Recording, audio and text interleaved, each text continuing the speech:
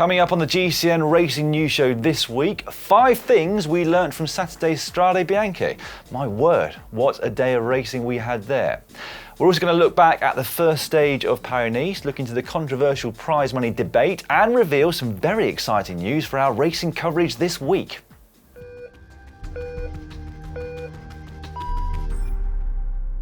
This week in the world of racing, we learnt what 1 billion watts looks like. 500 metres to go. Still no winner. And now we get the move. Now we get the move. It's lift-off number 2 for Van der Poel. And look at that difference. Look at the space open up. Bernal is out. It is Van der Poel who's going away. I have literally just picked my jaw up off the floor after witnessing that final attack of Mathieu van der Poel to win Strade Bianche on Saturday.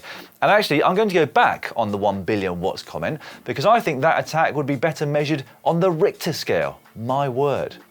We also learnt this week that Mark Cavendish has still got it. Here he is finishing second to Tim Merlier yesterday at the Grand Prix Monseré, called in by Jose Beam. Also attacking from Alpecin Fenix, that is pretty impressive again by Tim Merlier. Look at the speed there by Tim Merlier. There's absolutely nobody who can follow the former Belgian champion. Another win there. A fantastic weekend for Alpecin Fenix then, but for Cavendish, that was his first podium placing at a race since 2019 and his first second place since 2018. And I think we'd all like to see him win at least one more time before he retires, wouldn't we? I also learnt last week that I should probably check the name captions before we start our pre-race shows. This is what appeared yesterday beneath me and Adam Bly, which I wouldn't have seen had it not been for hundreds of you screen grabbing it and sending it my way with crying laughter emojis. Yeah, very good, everybody. Anyway, here are 5 things that we learnt from Strade Bianche this week. Number 1, it is one of the top 3 one-day races in the world. Paris-Roubaix, the Ronde van Vlaanderen, Strade Bianche. Sanremo, Liège, Lombardy, even the World Championships, I don't think come close in terms of fan entertainment. Could be controversial, this one, I know. Feel free to get stuck into the comment section just below this video. But Strade Bianche just has everything you want, I think, in a one-day race. Firstly, it's got a men's and a women's event. Secondly, it is absolutely beautiful when dry and epic when wet. Thirdly, it requires skill as well as power and endurance. And it also attracts a broad range of the world's best riders. So an out-and-out sprinter is of course never going to win with the current course, but pretty much everybody else thinks that they have a chance. I mean, take a look at the composition of that front group that fought out the men's race on Saturday afternoon. 2 Tour de France champions, 1 world champion, 2 elite world cyclocross champions, 1 under-23 cyclocross and mountain bike world champion, and Michael Gogol. It really was something to behold. In fact, we asked you in a poll over on the GCN app which monument you would remove if you had to make room for Strade Bianche. And over half of you, 51%, voted for Il Lombardia. Although I do wonder whether that's because of where they sit on the calendar. Strade Bianche, of course, is near the very beginning of the season, whilst Lombardy pretty much finishes it. So maybe it's just down to our level of thirst for racing. Anyway, does Strade even need to be a monument? No. I mean, at this point, I couldn't care less what label that race is given. It is just an absolutely fantastic event. Does it need to add some more kilometres to the distance? No, it's perfect as it is. Does the women's race need more coverage? Yes, and that's my second take-home point. So this year, the organisers of the race, RCS Sport, gave us an extra hour of coverage of the men's race, which was great, but we still only got the last 45 minutes of the women's, which is the minimum requirement by the UCI of a women's World Tour event. Now, don't get me wrong, what we did see was very exciting, but I'd like to have seen a lot more, and I'm sure you would have done too. Now, it is not quite as simple as just saying, yeah, we'll do an extra couple of hours of the women's race. You do have to consider limits in budget, staff, TV production crew, etc., etc. So why not spread the event over the course of a weekend? The women's on one day with 3 hours of live coverage, the men's race on the other day.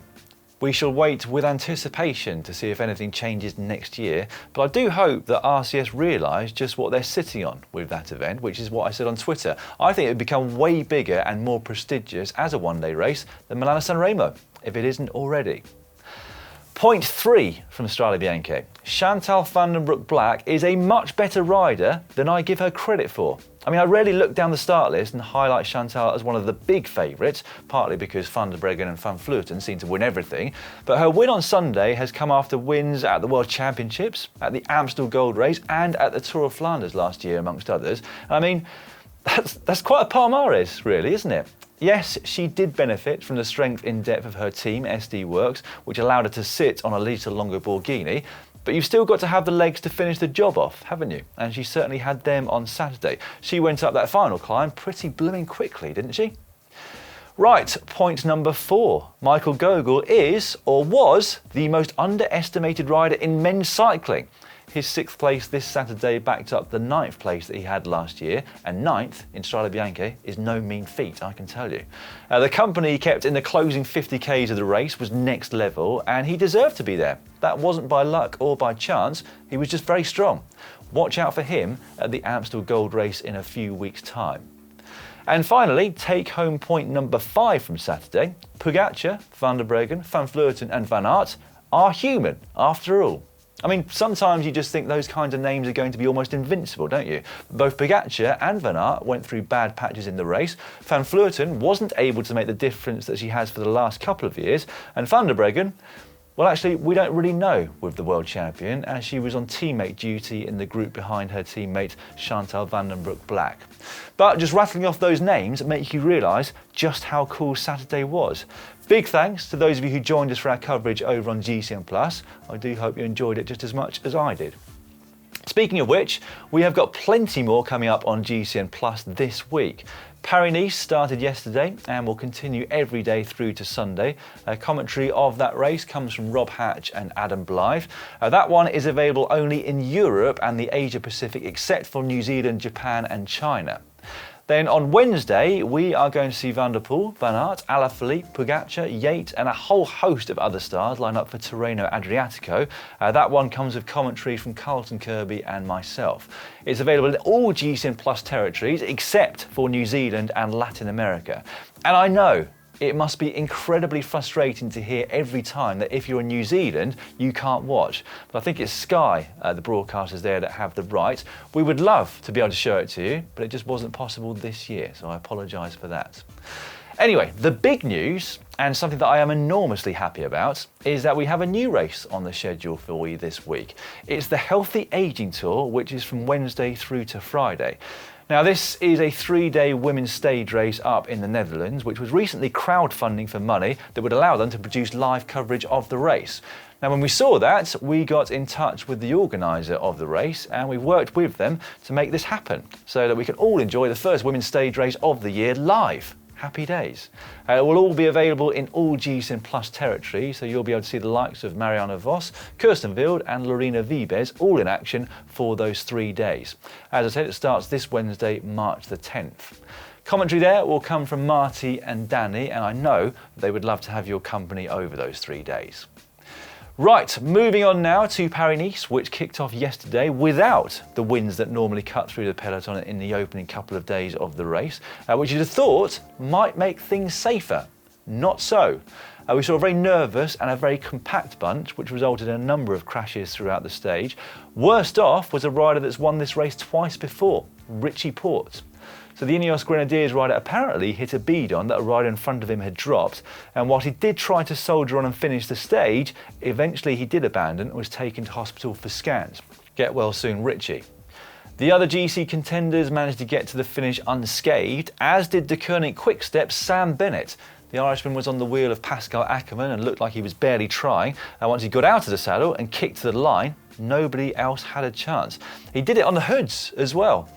His teammates were notable by their absence in the final kilometre of the race, but they'd done their job before that, and here's what Bennett had to say after the finish. We were a little blocked in the last 15 kilometre, and the nature of the sprint here with the straight roads was chaotic, and then the narrowing in the last 500 metres made it very, very tricky. But yeah, we planned to get myself into position. The boys deliver me on a wheel rather than do a full lead out to 120, 150 metres.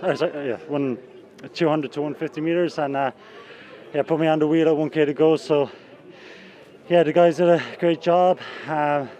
Michael again was just so calm. You never see him stressed, and he always seems to get me there. So yeah, the whole team were amazing, and I was happy to finish the job off. So Bennett takes the yellow jersey into stage 2, which will probably be over by the time this Racing News Show goes out. Don't forget that you can catch short highlights of the race in every GCN Plus territory. We'll get them up just as soon as we can after each stage. Also, a point of note, the reason I have to say every GCN Plus territory and not worldwide is because we haven't managed to get permission to sell subscriptions yet in every country. Obviously, this has been an enormous challenge for us to deal with the different rules and regulations and laws in every country around the world. But please, rest assured, we are working hard on making it available to all of you. Now, the other race that took place yesterday was the Gran Premio Industria e Artigianato, a hilly one-day race in Tuscany down in Italy. And it saw some very big names taking part. Amongst them was Nairo Quintana of Arkea Samsic. He was busy attacking over the biggest climb of the circuit on the final lap, with the only rider able to go with him, Neo-Pro Mauri van Sevenant of De Koning Quickstep. They were later caught by Bauke Mollema of Trek Segafredo and Mikel Landa of Bahrain Victorious, but in the uphill drag sprint to the line, experience meant nothing, it seems. It was the 21-year-old Belgian who would take his maiden pro victory, and in that company, well, that's not a bad way to get your win tally off the ground, is it? And what I really loved was this video of his family watching that race at home in Belgium, including his dad, Wim, an ex-pro himself. Kom aan. Yes, Yes, Yes, Kom aan, broer. Ja, ja. Ja.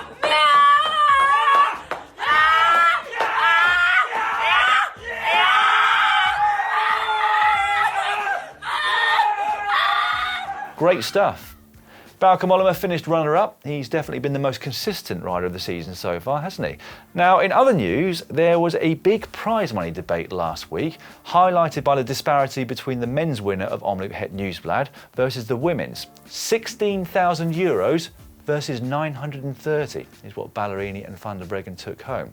Now, this is not new. The disparity in prize money has been there for many races for many years, but such was the outcry on social media that a crowdfunding campaign was set up so that the women racing Strade Bianche would be competing for the same prize purse as the men. That one raised over €26,000. Now, that is very positive. It shows that the support is there and that people are even willing to dip into their own pockets to offer their support and indeed simply to highlight the disparity that exists. However, what is interesting is that crowdfunding campaign that I mentioned earlier to give live coverage of the Healthy Aging Tour, a 3-day women's race, received less than half of its aim, which was only €9,500. So what would you rather have? Equal prize money for 1 day or 3 days of live coverage so that fans can watch more of the sport and sponsors can get much needed exposure? I mean, I know what the riders would prefer, and in fact many high-profile riders have gone on record as saying pretty much just that.